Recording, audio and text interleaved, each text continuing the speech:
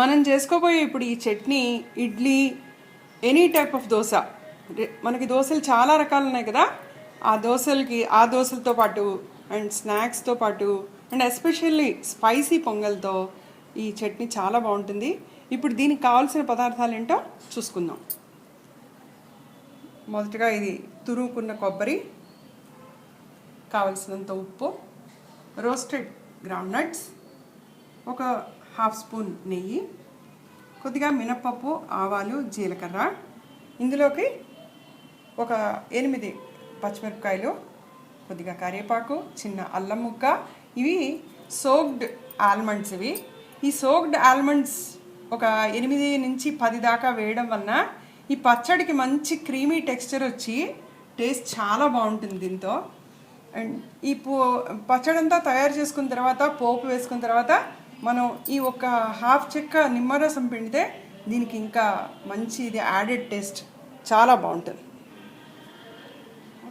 ఇప్పుడు ఈ పచ్చడికి తీసుకున్న సామాన్లన్నీ కూడా పల్లీలు, ఆల్మండ్స్, పచ్చిమిరపకాయలు, అల్లం, కొబ్బరి, తగినంత ఉప్పు, ఇవన్నీ ఈ మిక్సీలో వేసేసుకుని ఒకసారి మిక్సీ తిప్పుకుందాం. ఇందులో కొద్దిగా ఈ విధంగా నీళ్ళు కూడా చేర్చి మళ్ళీ మిక్సీ ఒకసారి తిప్పుకుందాం. ఇప్పుడు మనం ఈ నిమ్మ చెక్కని ఇందులో పిండుకుందాం. ఈ పిండుకునేటప్పుడు ఈ చెక్కలో ఉన్న గింజలు తీసేస్తే దీంట్లో పడకుండా ఉంటాయి. దాంట్లోకి పోపు వేయించుకుందాం. మనం ఇందులో తీసుకున్న ఆ హాఫ్ స్పూన్ నెయ్యి వేసుకున్నాం. ఒకవేళ నెయ్యి ఇష్టపడిన వాళ్ళు ఈ హాఫ్ టేబుల్ స్పూన్ నూనె కూడా వేసుకోవచ్చు. దాంట్లో ఈ పోపు సామాన్ అన్నీ వేసేసి, నేను మీకు ఇందాక ఇంగ్రీడియంట్స్లో ఇంగువ చెప్పలేదు. ఈ పచ్చడిలో ఇంగువ అనేది ఆప్షనల్. కొంతమంది ఇందులో వెల్లుల్లిపాయ వేసుకుంటారు, కొంతమంది ఇంగువ వేసుకుంటారు, కొంతమంది ఒట్టి అల్లం టేస్ట్తోనే ఇష్టపడతారు. అందుకని ఒకవేళ ఇంగువ వేయదలుచుకుంటే మాత్రం పచ్చడి పైన ఇంగువ వేసి పోపులో వేయకుండా ఈ వేడివేడి పోపు అందులో వేస్తే ఇంగువ మనకి వేస్ట్ అవ్వదు. ఇంగువ వాసన పచ్చడికి చక్కగా తగులుతుంది. ఇందులో నేను ఇప్పుడు ఎండుమిరపకాయ కూడా ఒకటి వేస్తున్నాను. కారం ఎక్కువ అవుతుంది అనుకున్న వాళ్ళు ఎండుమిరపకాయ వేసుకోవాల్సిన అవసరం లేదు. ఇప్పుడు స్టవ్ ఆఫ్ చేసేస్తున్నాను. పోపు చక్కగా వేగిపోయింది.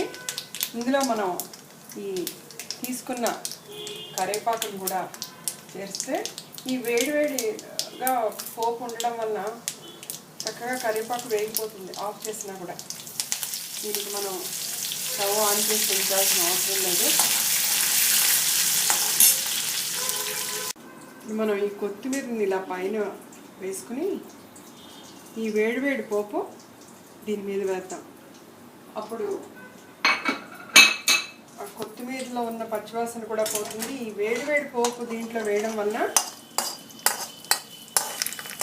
ఒకవేళ కనుక మనం ఇందులో ఇంగువ వేసుకుంటే ఈ వేడివేడి పోపు వల్ల ఆ ఇంగువ కూడా చక్కగా వేగినట్టుగానే అయిపోతుంది.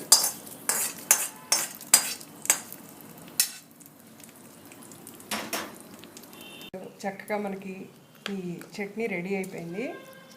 ఇది మనం స్పైసీ పొంగల్తో కానీ, దోశ, ఇడ్లీ అండ్ ఏదన్నా బజ్జీలు అలాంటి స్నాక్స్ వేటిలతో అయినా కూడా ఇది తినచ్చు.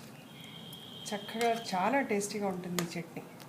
ఇలాంటి చట్నీలు, ఇలాంటి ఇన్స్టెంట్గా తొందరగా అయిపోయే చట్నీలు, ఇన్స్టెంట్ పికిల్స్ నేను మరిన్ని అప్లోడ్ చేద్దాం అనుకుంటున్నాను. మీరు అవన్నీ కూడా ట్రై చేసి మీరందరూ కూడా మీ అభిప్రాయాలు నాకు తెలియజేస్తారని ఆశిస్తున్నాను. Thank you.